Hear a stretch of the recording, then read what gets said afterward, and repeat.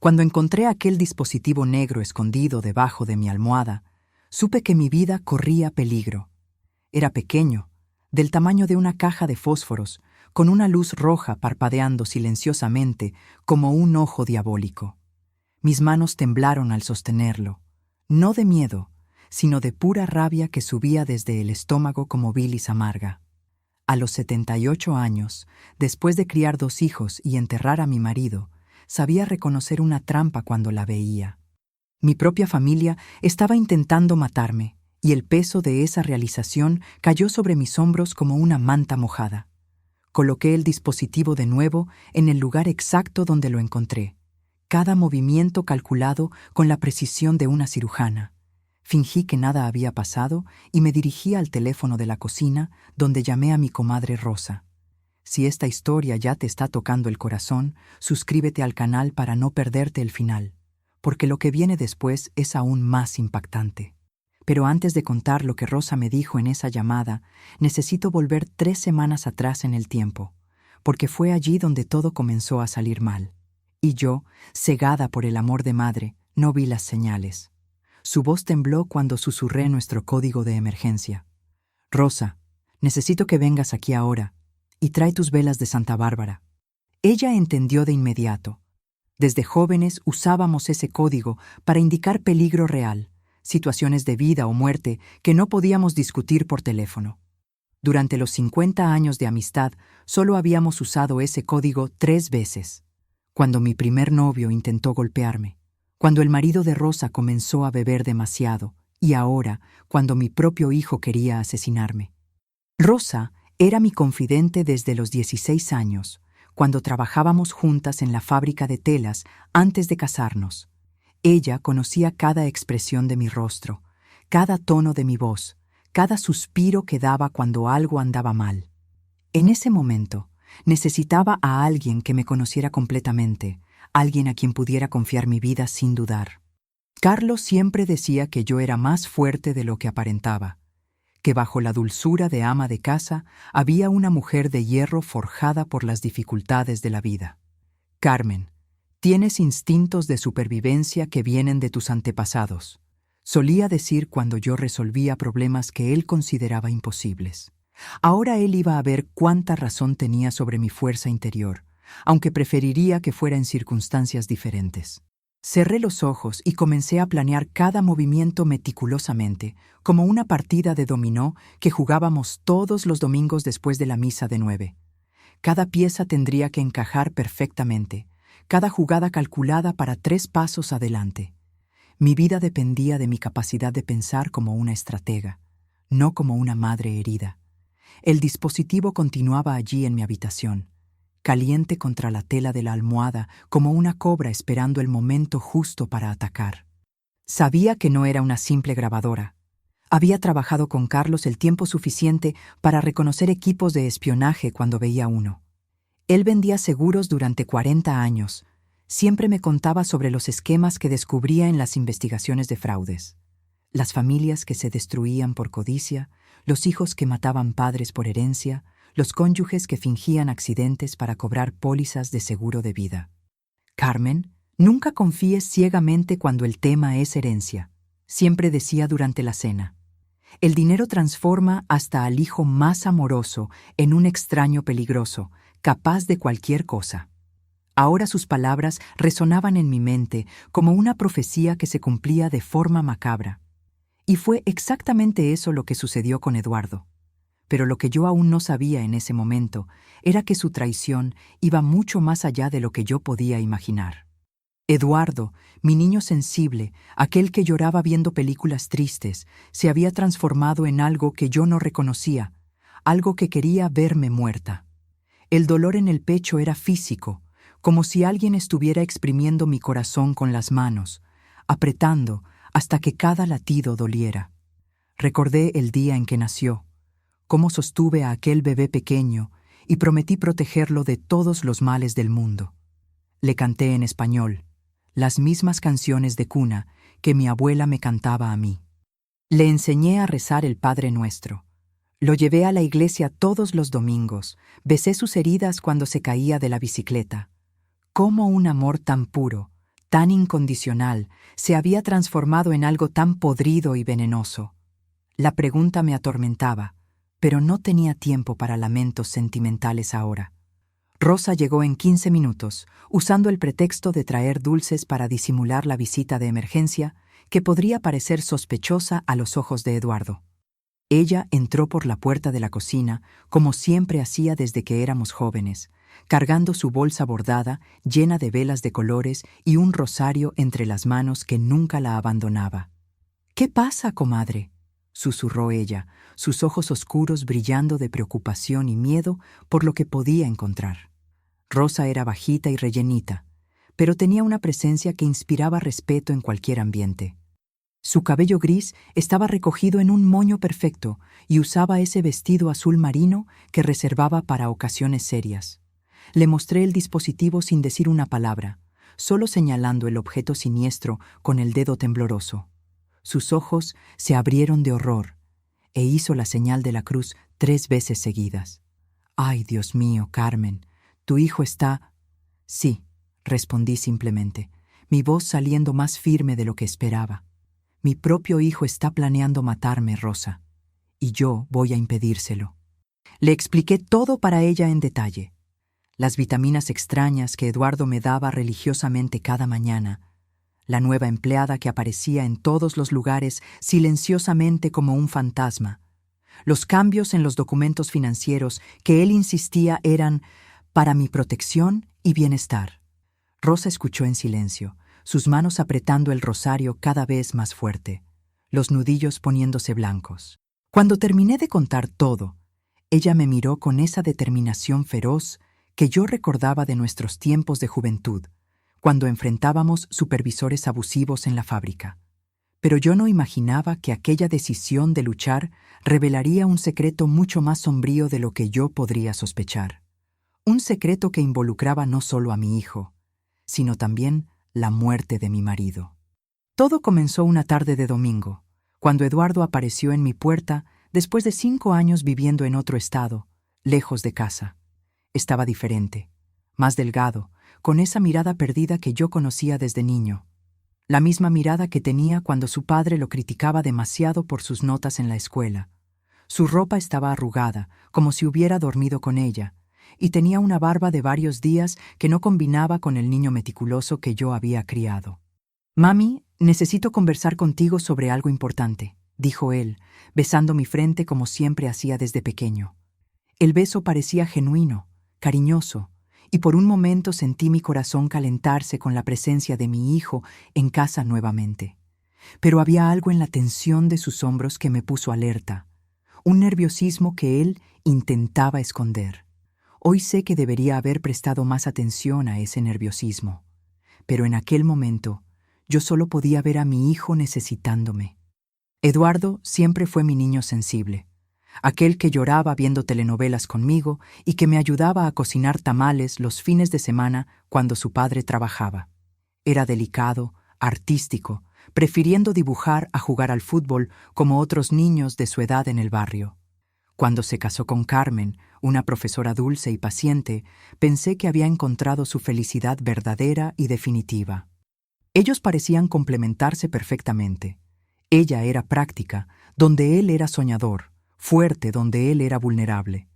Pero entonces vino el divorcio traumático, la depresión profunda que lo dejó incapaz de trabajar por meses.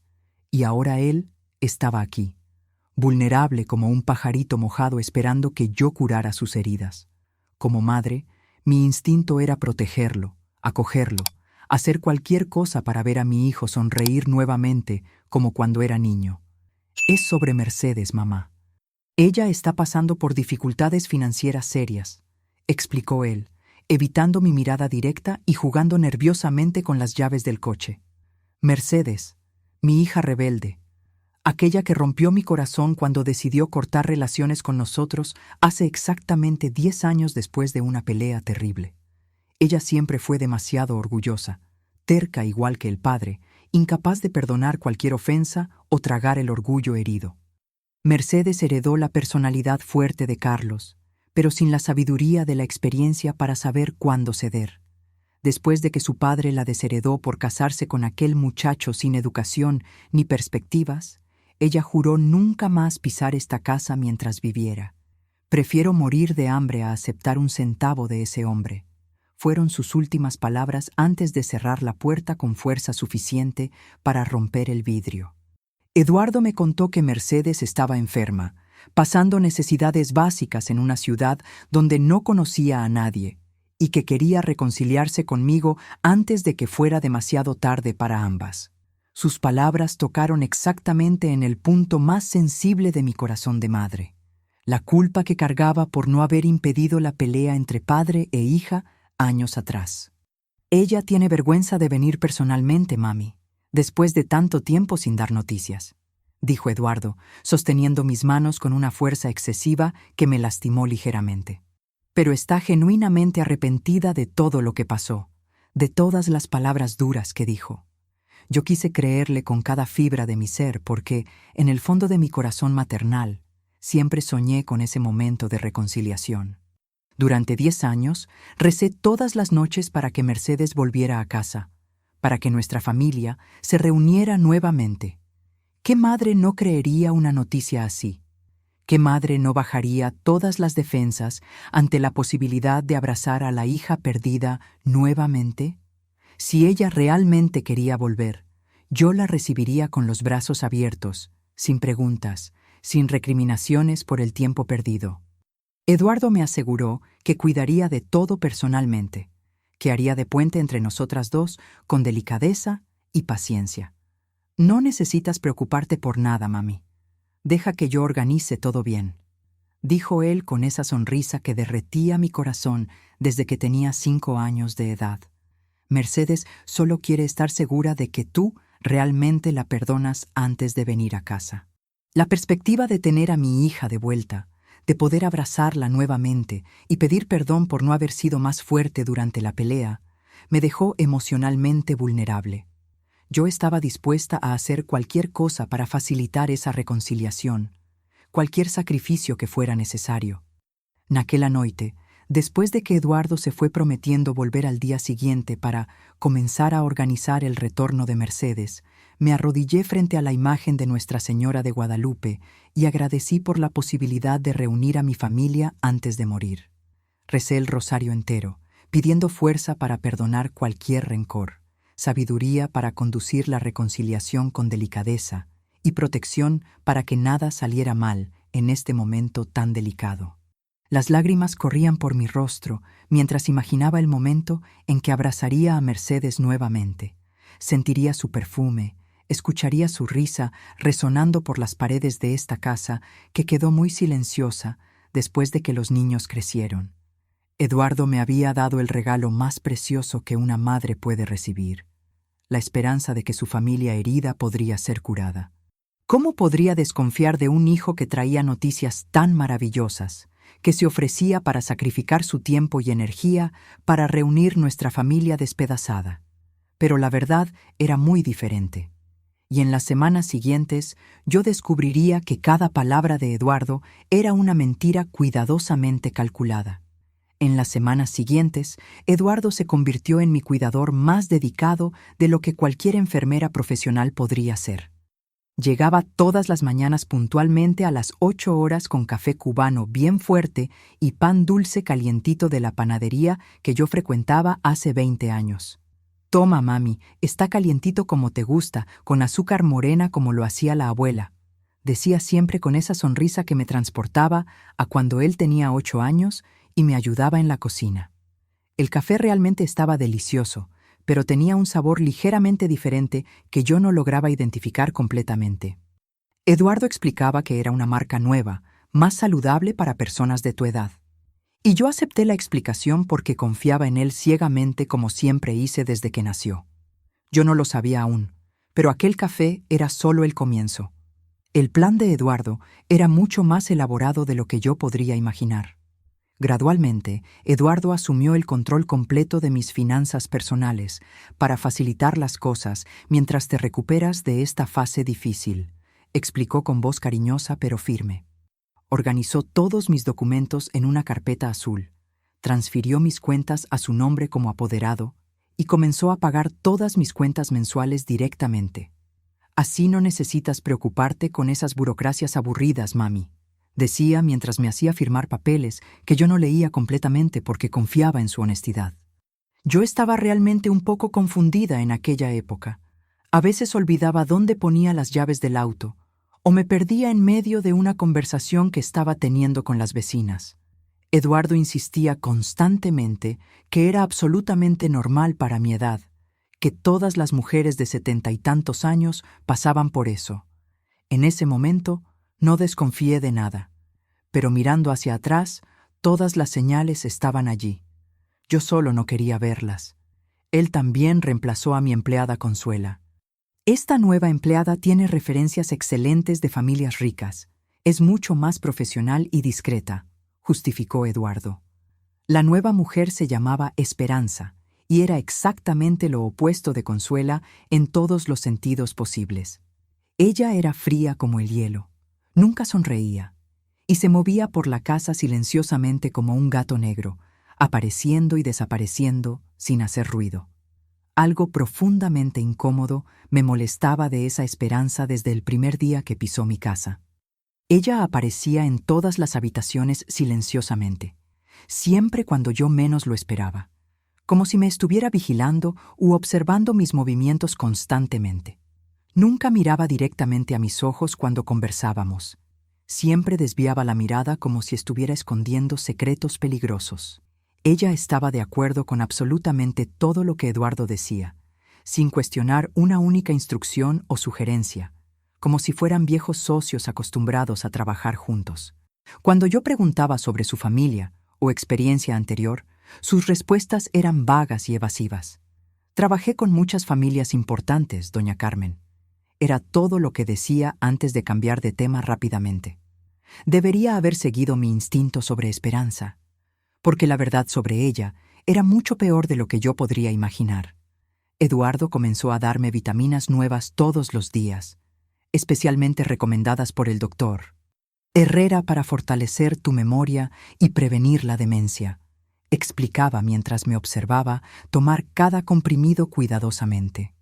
Las vitaminas eran grandes, amarillas, y tenían un sabor metálico extraño que me dejaba con náuseas por horas después de tragar. Son importadas de Alemania, mami, muy caras pero muy eficaces, decía Eduardo con orgullo, como si me estuviera dando el mejor tratamiento médico disponible en el mundo.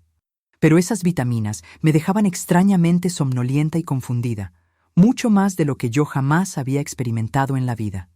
Después de tomar las pastillas, tenía dificultad para pensar claramente. Perdía el hilo en medio de conversaciones, y a veces ni me acordaba de lo que había hecho algunas horas antes. Yo, que había tomado vitaminas comunes toda la vida sin problemas, sabía instintivamente que aquellas pastillas no eran correctas para mí. Mi cuerpo reaccionaba negativamente, mi mente se quedaba embotada y sentía como si estuviera viviendo en una neblina constante que me impedía pensar con claridad. Comencé a sospechar, muy vagamente al principio, que Eduardo tal vez me estuviera manteniendo medicada a propósito, pero la idea era tan absurda que la rechazaba inmediatamente. Como madre, no quería creer que mi propio hijo podría estar perjudicándome intencionalmente.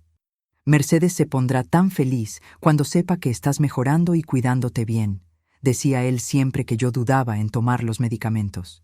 Él usaba la promesa del regreso de Mercedes como motivación para todo, desde tomar vitaminas hasta firmar documentos financieros. Pero una cosa me molestaba profundamente. Eduardo nunca me mostraba mensajes de Mercedes, nunca me dejaba hablar con ella directamente por teléfono para confirmar personalmente que ella quería volver a casa.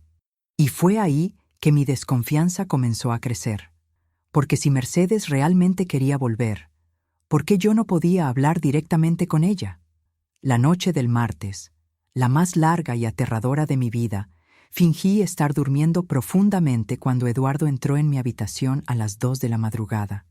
Por la rendija de los ojos entrecerrados, observé cada movimiento suyo con atención absoluta, mi corazón latiendo tan fuerte que temí que él pudiera escucharlo. Eduardo se movió por la oscuridad con una familiaridad que me asustó.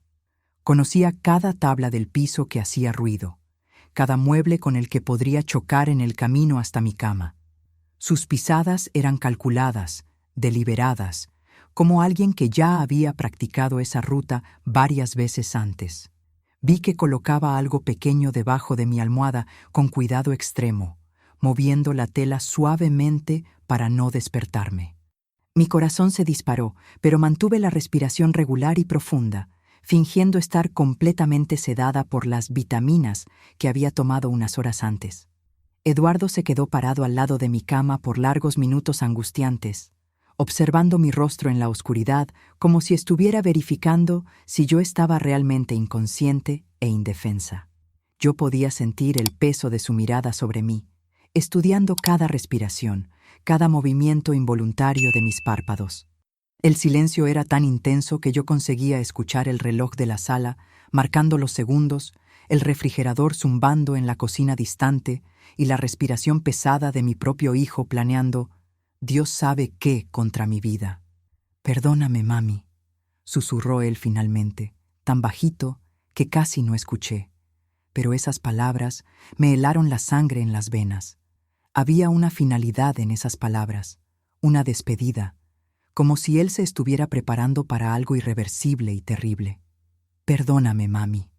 Esas dos palabras cambiaron todo, porque en ese momento supe con certeza absoluta. Mi hijo se estaba despidiendo de mí. Después de que Eduardo finalmente salió de la habitación, esperé una hora entera antes de mover un músculo siquiera, contando mentalmente los minutos que pasaban con lentitud torturante. Cuando finalmente tuve el coraje de investigar, el dispositivo estaba caliente cuando lo toqué, como si hubiera estado funcionando por algún tiempo.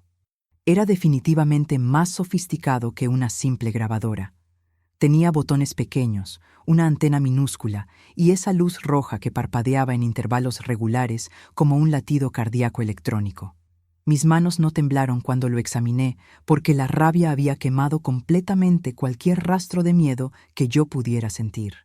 50 años casada con Carlos, que trabajaba investigando fraudes de seguros, me enseñaron a reconocer esquemas criminales y estafas elaboradas cuando veía una frente a mí. Eduardo no estaba aquí por amor filial genuino o preocupación por mi bienestar. Él estaba ejecutando un plan cuidadosamente elaborado para robarme, perjudicarme o tal vez algo aún mucho peor. Mercedes probablemente ni sabía que Eduardo existía más en su vida, mucho menos que él estaba aquí fingiendo organizar nuestra supuesta reconciliación familiar. Todo había sido una mentira elaborada, cada palabra cariñosa, cada beso en la frente, cada promesa sobre el regreso de Mercedes. Coloqué el dispositivo siniestro de vuelta exactamente donde estaba, en la posición exacta que Eduardo había dejado, y comencé a planear mi respuesta con la misma frialdad calculadora que él había demostrado. Si mi propio hijo quería jugar ese juego peligroso conmigo, yo le mostraría que una mujer de 78 años todavía tenía cartas bajo la manga que él ni imaginaba. Y fue exactamente eso lo que hice. Pero primero necesitaba ayuda, y sabía exactamente a quién llamar. A la mañana siguiente, cuando Eduardo llegó puntualmente con su sonrisa falsa y el café envenenado, yo ya sabía exactamente qué hacer para cambiar el juego. «Hijo, he estado pensando mucho sobre la herencia durante la noche», comencé con voz aparentemente frágil, observando atentamente cómo sus ojos se iluminaron inmediatamente con interés mal disimulado. «Quiero cambiar mi testamento para incluir a Mercedes oficialmente como heredera igual que tú». Eduardo intentó esconder la satisfacción que brillaba en sus ojos, pero yo conocía cada expresión de su rostro desde que era bebé, cada microexpresión que revelaba sus verdaderos sentimientos. «¡Qué maravilloso, mami! Mercedes estará emocionada y muy feliz de saber eso», mintió descaradamente, sin darse cuenta de que yo estaba probando sus reacciones cuidadosamente. En realidad, estuve pensando en dejar todo para ustedes dos igualmente, mitad y mitad, incluyendo la casa, los ahorros y las inversiones que tu padre dejó, continué, dejando el cebo aún más tentador. Eduardo estuvo de acuerdo inmediatamente, con entusiasmo excesivo que confirmó todas mis sospechas sobre sus verdaderas motivaciones. Es la decisión más justa, mami. Papá estaría orgulloso de saber que estás reuniendo a la familia y dividiendo todo igualmente entre tus hijos. Pero yo sabía que él estaba calculando mentalmente cuánto dinero sería suyo después de que Mercedes estuviera fuera del juego de alguna forma. Su codicia era tan transparente como vidrio limpio para quien sabía dónde buscar las señales reveladoras. Agendé una cita con el abogado Dr. Santos para el viernes a las 10 de la mañana. Anuncié inocentemente, observando cómo Eduardo se puso ligeramente tenso con esa información. ¿Puedes llevarme hasta su oficina? No me siento segura conduciendo sola con estos nuevos medicamentos que me dejan mareada. Eduardo aceptó inmediatamente, sin saber que yo había plantado la primera trampa de una serie que yo estaba planeando cuidadosamente.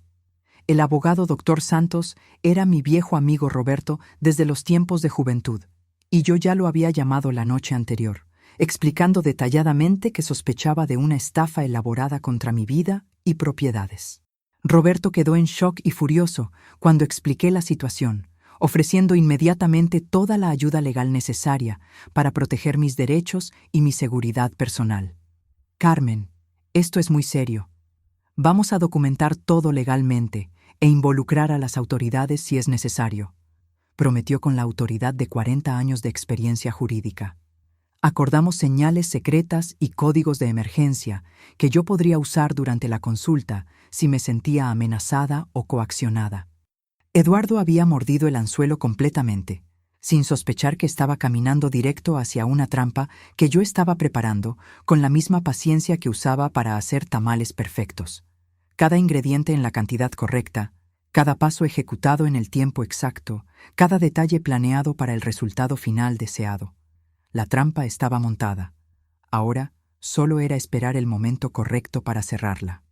Durante los 3 días siguientes, me transformé en una actriz digna de las mejores telenovelas mexicanas que veía religiosamente todas las tardes. Continué fingiendo estar confundida y frágil, tomando las vitaminas falsas que Rosa había conseguido para sustituir las originales, y elogiando a Eduardo constantemente por cuidar también de su mamita querida. Pero mientras representaba el papel de viejita indefensa, cada vez que Eduardo salía para sus misteriosas reuniones importantes de negocios, yo trabajaba intensamente como una detective experimentada.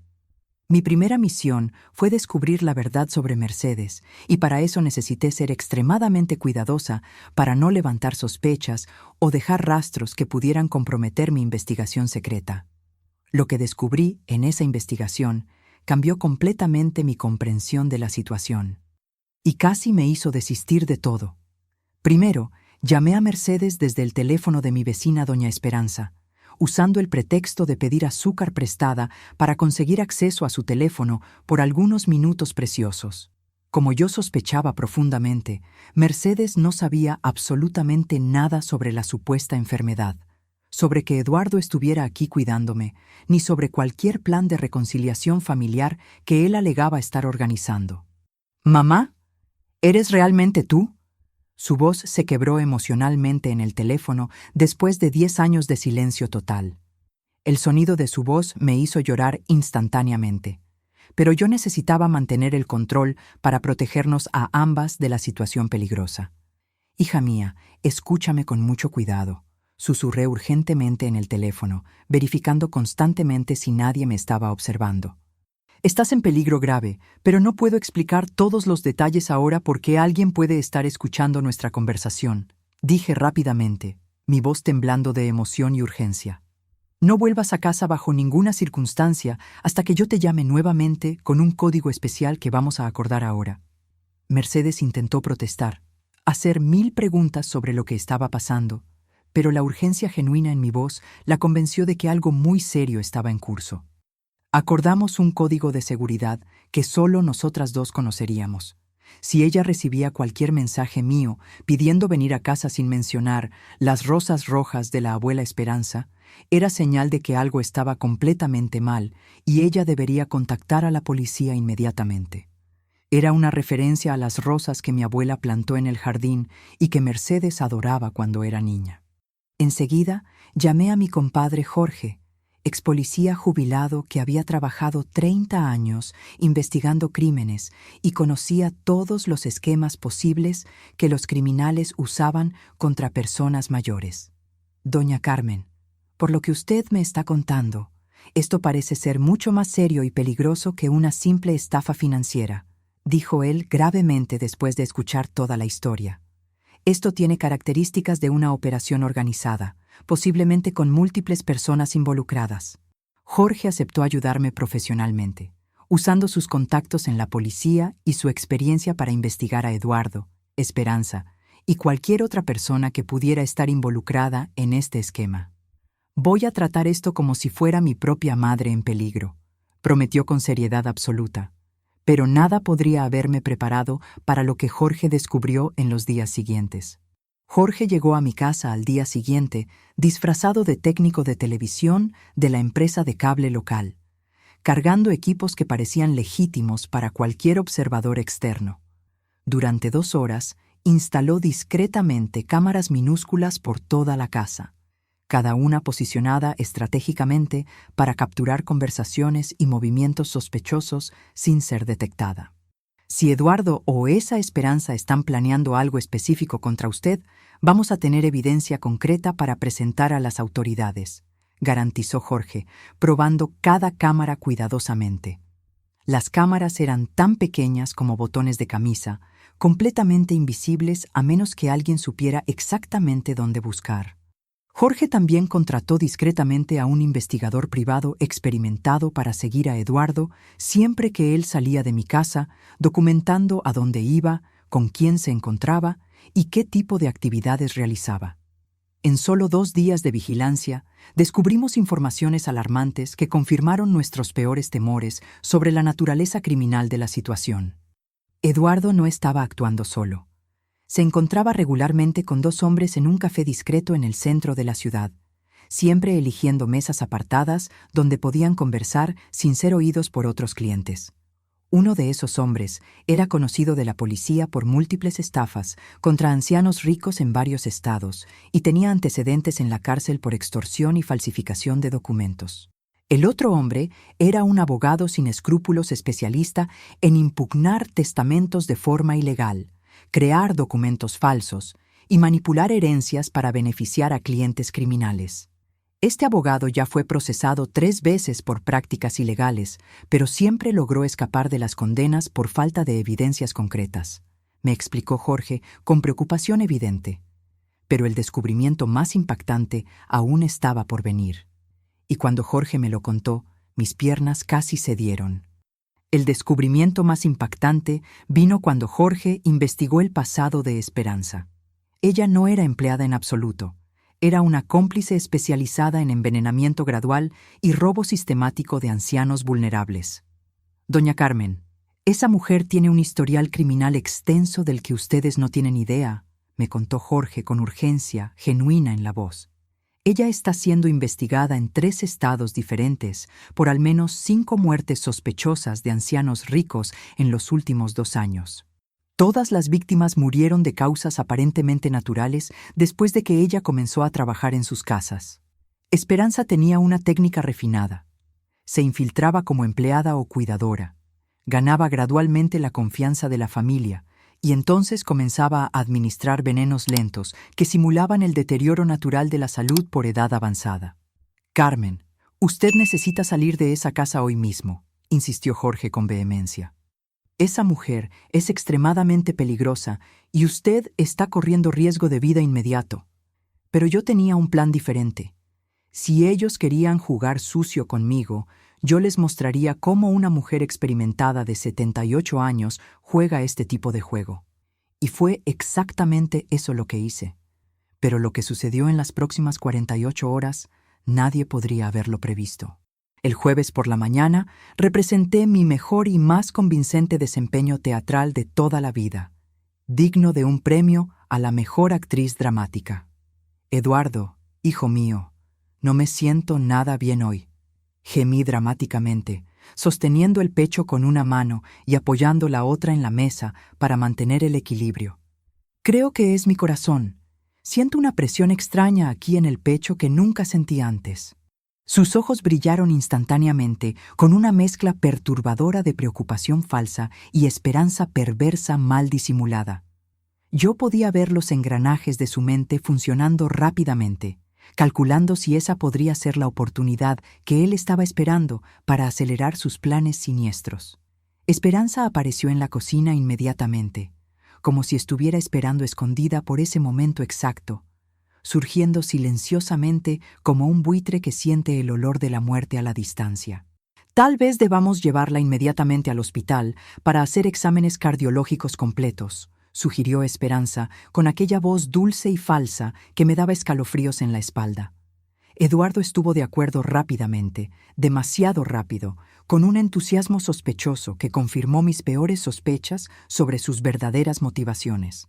Sí, vamos a llevar a mamá para hacer un chequeo completo hoy mismo, dijo él, ya tomando las llaves del auto y mi bolsa como si estuviera ansioso por salir de casa. Pero insistió específicamente en ir a un hospital privado distante, lejos de mi casa y de mi barrio donde nadie me conocía personalmente ni tenía historial médico sobre mi salud real. Es mejor ir al Hospital San José. Ellos tienen equipos más modernos para emergencias cardíacas. Yo sabía que ir a aquel hospital era peligroso, pero también sabía que necesitaba dejarlos pensar que tenían el control. Durante el viaje en coche, que duró 40 minutos a través del tráfico pesado de la ciudad, me quedé observando a Eduardo atentamente por el espejo retrovisor mientras fingía estar semiconsciente y débil. Él estaba visiblemente nervioso, sus manos temblaban ligeramente en el volante y verificaba constantemente el reloj como si estuviera siguiendo un cronograma específico.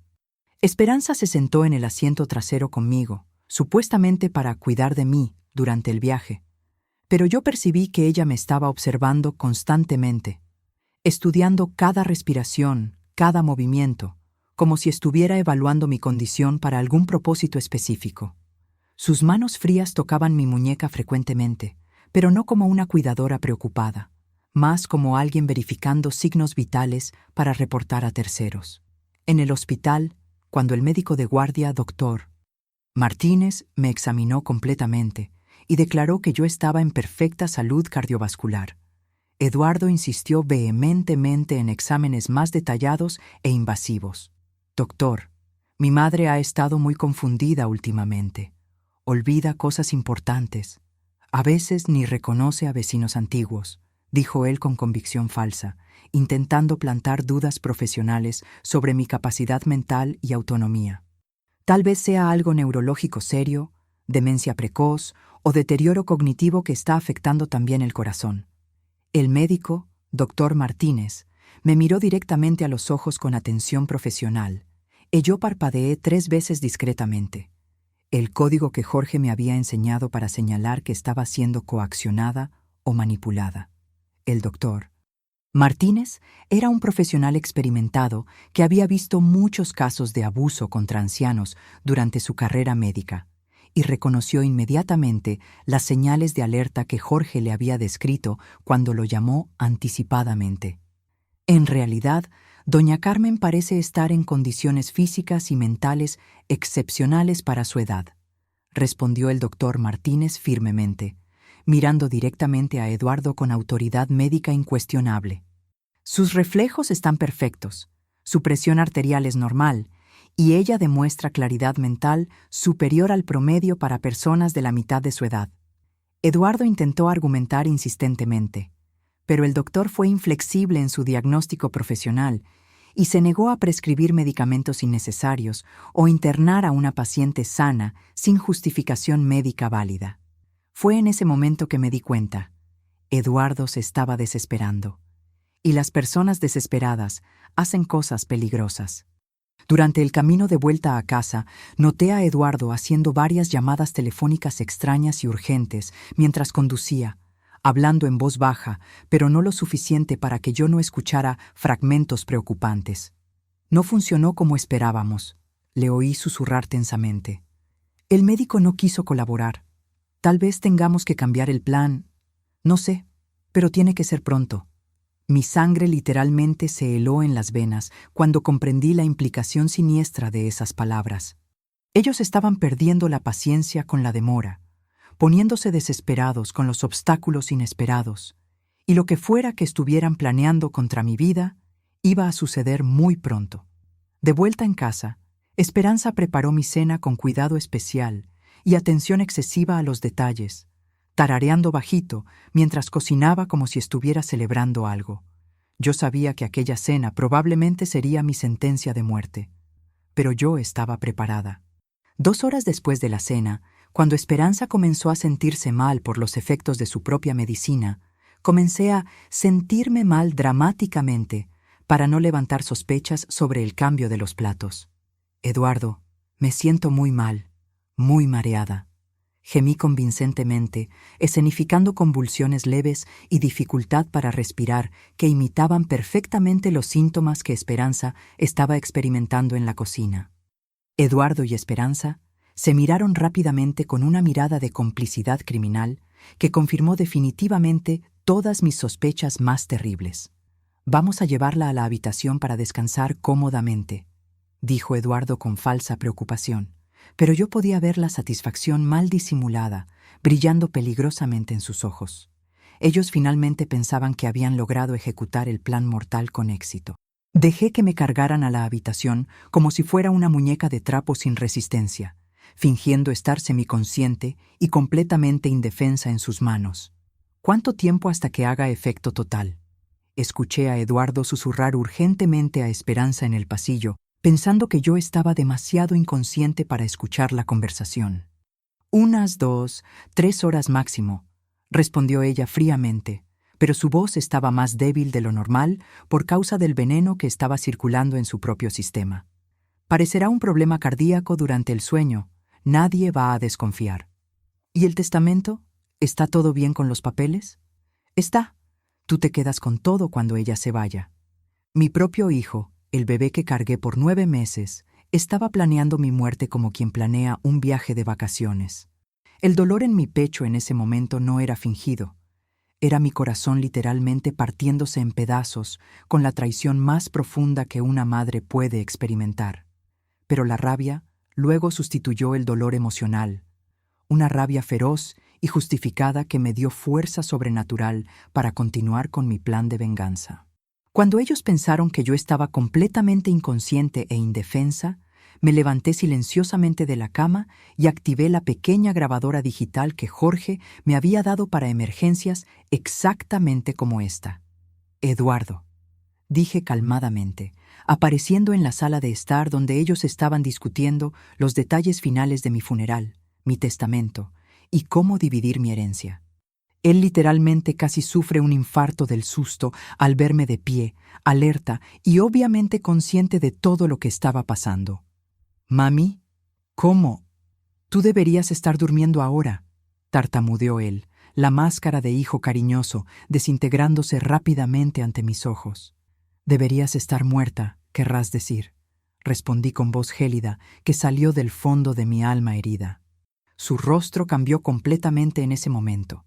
El niño sensible que yo crié desapareció para siempre, sustituido por un extraño frío que yo no reconocía.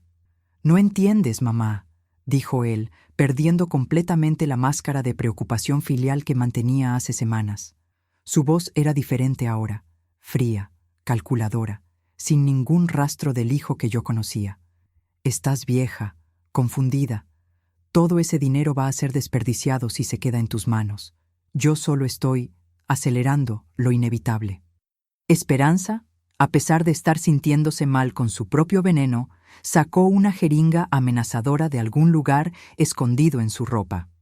«Basta de charla», dijo ella sin más fingimiento de empleada respetuosa, su verdadera naturaleza asesina finalmente revelada. «Ya perdimos demasiado tiempo». Eduardo no protestó contra la violencia directa. En realidad, pareció aliviado por no necesitar fingir más. Y fue en ese exacto momento que la puerta de la cocina se abrió.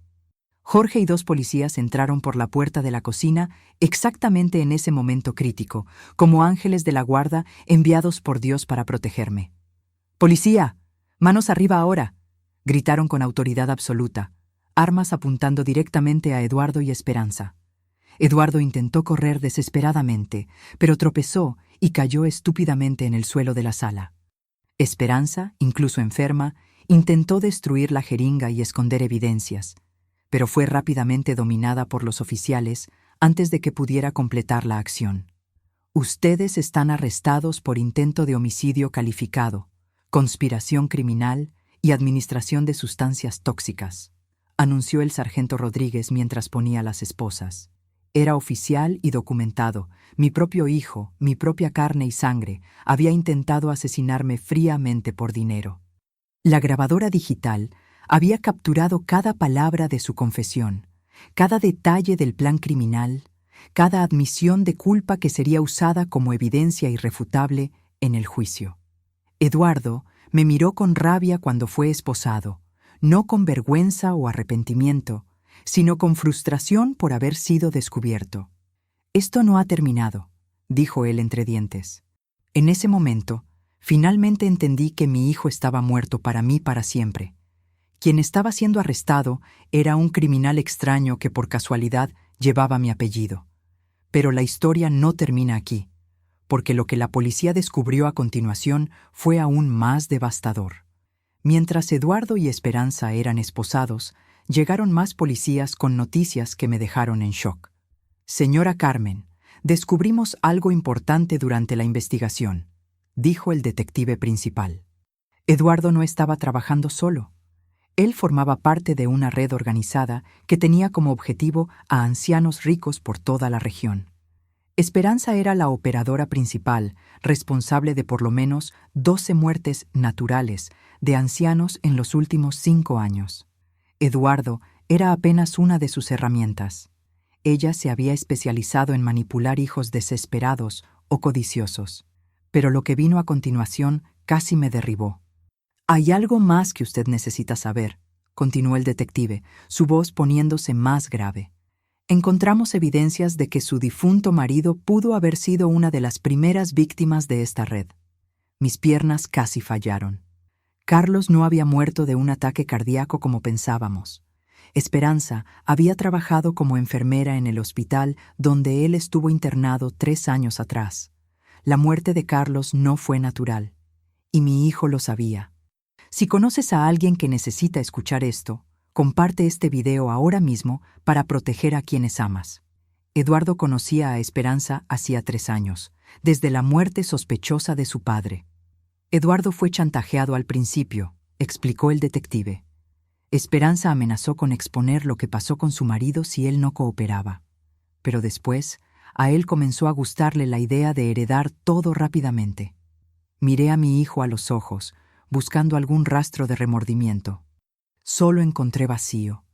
Participaste en la muerte de tu padre», susurré con voz quebrada, «e ibas a hacer lo mismo conmigo». Él desvió la mirada.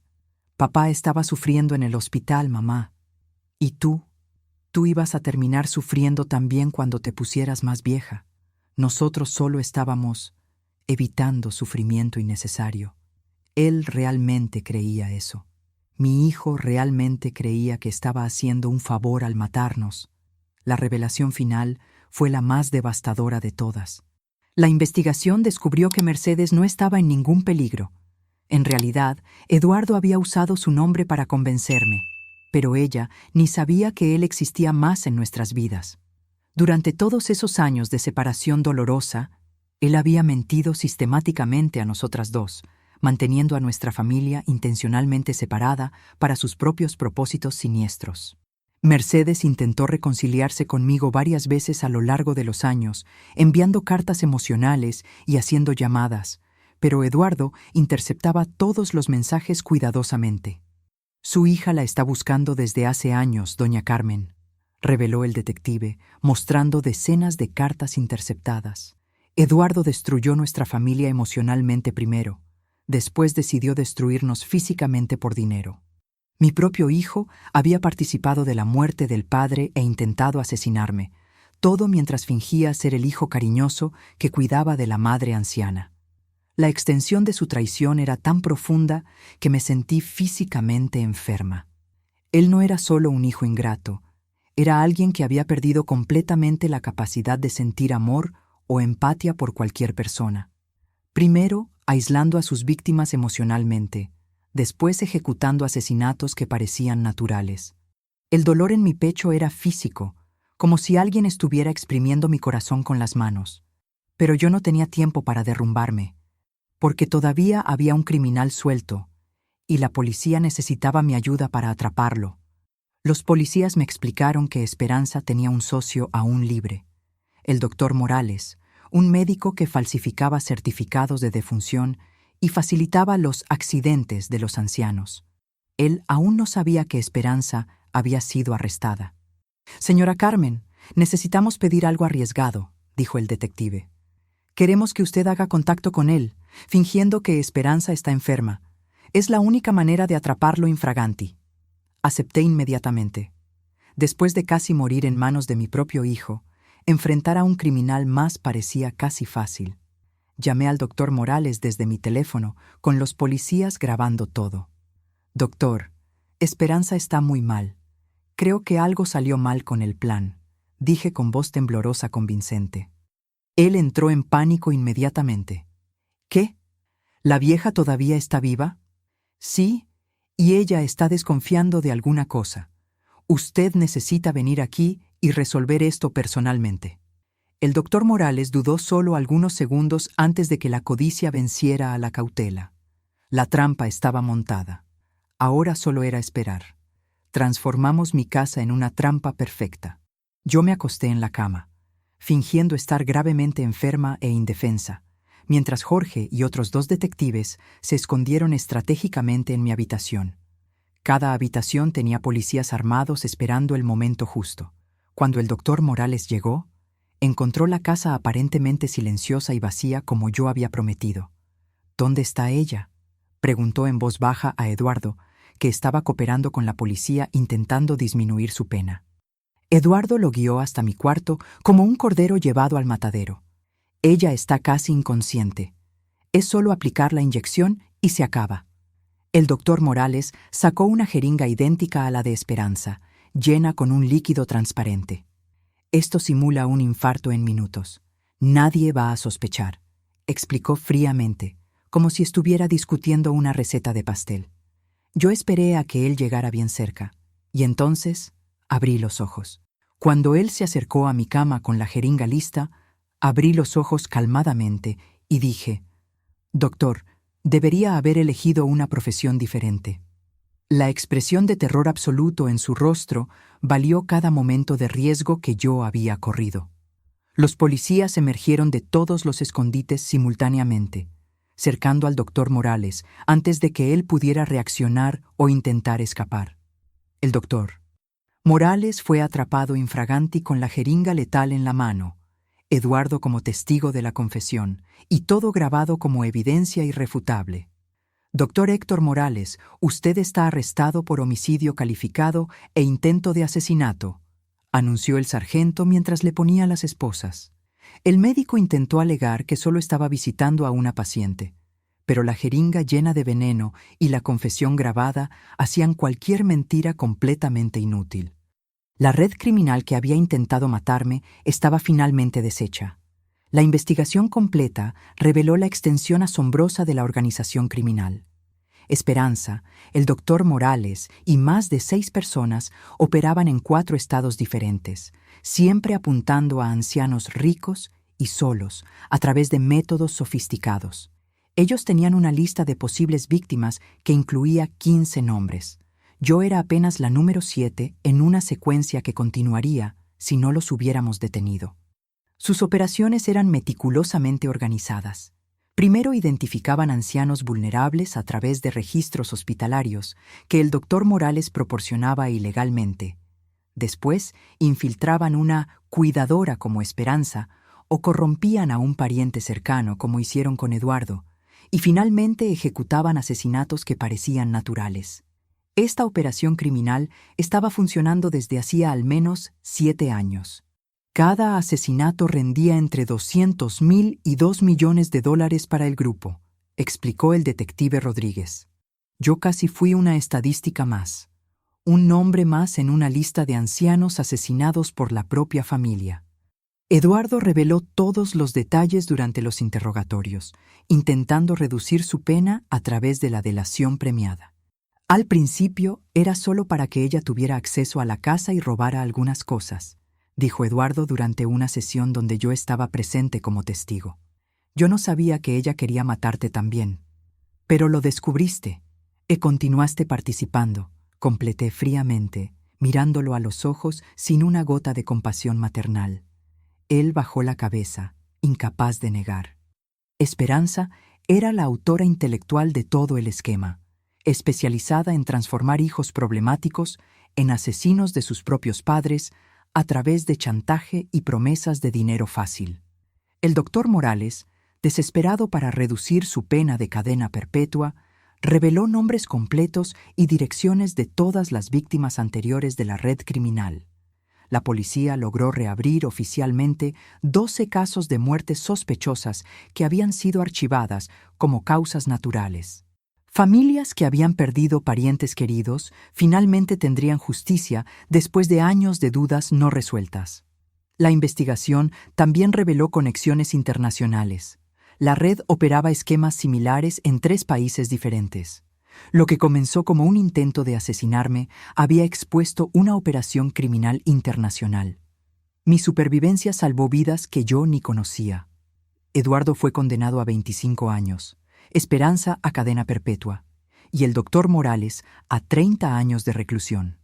2 semanas después de que toda la verdad fue revelada y los criminales encarcelados, Mercedes finalmente vino a casa por primera vez en 10 años largos y dolorosos.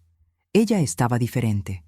La mujer orgullosa y rebelde de antes se había transformado en una profesora universitaria madura, sensata y profundamente marcada por los años de separación forzada de la familia. Su cabello oscuro ahora tenía hilos grises en las sienes y usaba gafas graduadas que le daban un aire serio e intelectual. «Mamá, perdóname por favor», fueron sus primeras palabras cuando me vio en la puerta e inmediatamente comenzó a llorar en mis brazos. 10 años de rencor, orgullo herido y nostalgia acumulada explotaron en aquel abrazo que duró por lo menos 5 minutos sin que ninguna de nosotras quisiera soltarse. 10 años. 10 años perdidos por causa de las mentiras de Eduardo. Pero finalmente, mi hija estaba en casa. Conversamos la noche entera en la mesa de la cocina, tomando café cubano y comiendo las galletas de canela que yo siempre hacía para ella cuando era pequeña, recuperando meticulosamente 10 años de vida perdida entre nosotras. Mercedes me contó sobre su carrera académica exitosa, su trabajo como psicóloga clínica especializada en terapia familiar y principalmente sobre sus 2 hijas, mis nietas que yo ni sabía que existían. Elena de 15 años y Sofía de 12, ambas inteligentes y talentosas como la madre. «Quería tanto que conocieras a tus nietas, mamá», dijo Mercedes con lágrimas corriendo por el rostro. Ellas siempre preguntaban sobre la abuela Carmen que solo conocían a través de fotos antiguas. Eduardo había mentido sistemáticamente a nosotras 2 durante todos esos años. Me dijo que Mercedes no quería más contacto conmigo, y le dijo a ella que yo la había desheredado y prohibido volver a casa. La destrucción de nuestra familia fue planeada y ejecutada metódicamente. Eduardo sabía que mientras estuviéramos separadas y emocionalmente heridas, yo estaría más vulnerable, solitaria y dependiente de él. Él mantuvo a madre e hija deliberadamente aisladas para manipular a ambas más fácilmente. Él siempre fue así, mamá, recordó Mercedes. ¿Te acuerdas cómo mentía cuando éramos niños? ¿Cómo inventaba historias sobre mí para meterme en problemas con papá? Mercedes me ayudó psicológicamente a procesar todo lo que había pasado, usando su experiencia profesional como terapeuta para orientarme a través del trauma.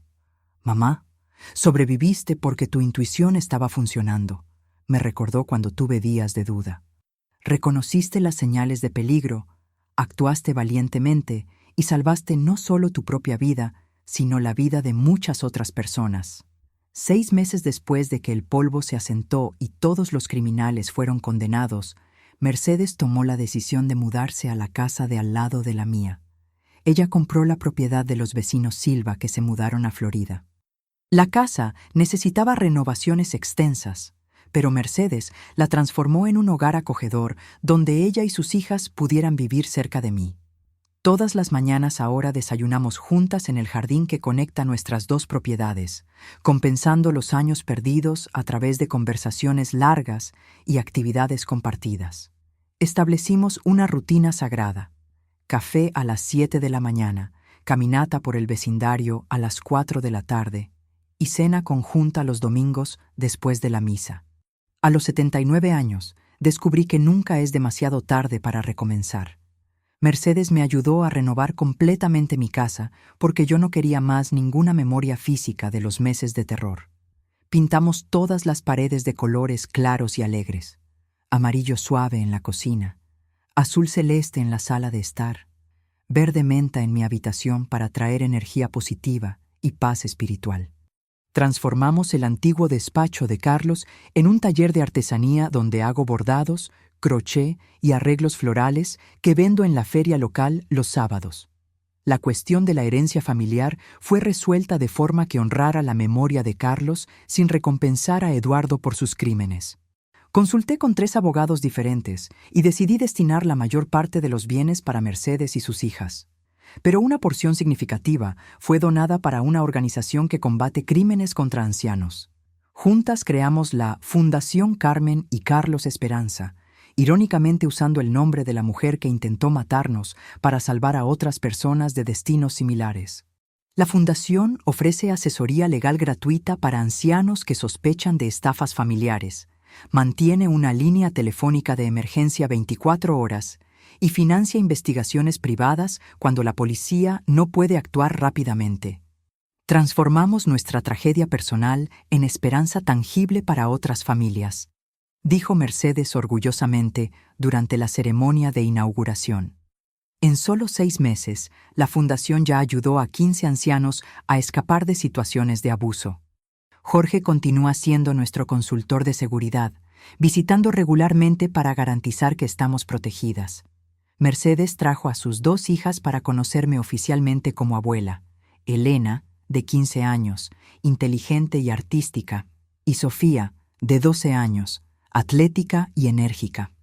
Las niñas me llaman Abuela Carmen, con tanto cariño que mi corazón se llena de alegría cada vez que escucho esas palabras.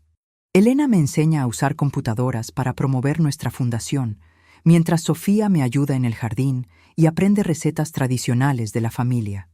Descubrí que la familia real es aquella que te protege, no aquella que te traiciona por dinero.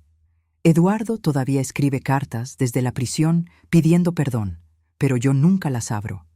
Elegí perdonar por mi propia paz espiritual, pero el perdón no significa restaurar la relación con alguien que es un peligro.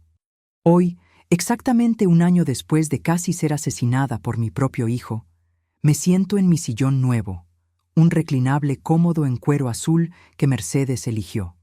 Observo las fotografías enmarcadas de mis nietas en la pared, al lado de retratos de Carlos y Mercedes, que representan el amor verdadero y la familia genuina que siempre tuve. A los 79 años, descubrí que la vida puede ser reconstruida completamente, incluso después de la traición más profunda. Mercedes y yo cocinamos juntas nuevamente todos los domingos. Ella finalmente aprendió a hacer tamales exactamente como yo le enseñé cuando era pequeña, y ahora está pasando esa tradición familiar a Elena y Sofía. Las recetas de familia son nuestra herencia emocional real, mucho más valiosa que cualquier cantidad de dinero. Cuando hacemos tamales juntas, cantamos las mismas canciones que mi abuela cantaba, contamos historias de nuestros antepasados y creamos memorias nuevas que van a sustituir las memorias dolorosas. Estas recetas son nuestra verdadera herencia, les digo cada vez que cocinamos juntas. Ningún criminal puede robar tradiciones que viven en el corazón. La gente frecuentemente me pregunta cómo logré superar emocionalmente la traición devastadora de Eduardo. La verdad es que hay días difíciles todavía, cuando despierto de madrugada recordando la mirada fría de él cuando planeaba mi muerte. Pero aprendí a través de terapia y oración que la fuerza emocional no viene de negar el dolor, viene de no permitir que ese dolor defina completamente quién eres. La Fundación Carmen y Carlos ya ayudó a 23 ancianos a escapar de situaciones de abuso familiar, estafas financieras e incluso 2 intentos de homicidio que fueron impedidos a través de nuestra línea de ayuda. Transformamos nuestra tragedia personal en esperanza tangible para otras familias. Mi mensaje para ti es simple. Confía en tus instintos. Somos una generación que sobrevivió a guerras, revoluciones, crisis económicas y cambios sociales inimaginables.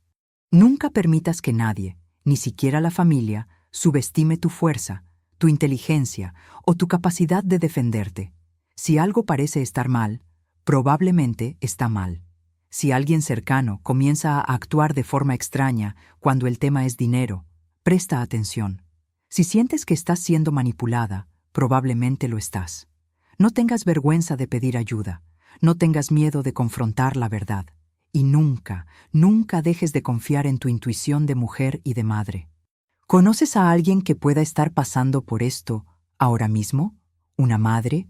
¿Una abuela? ¿Una tía que parece confundida últimamente?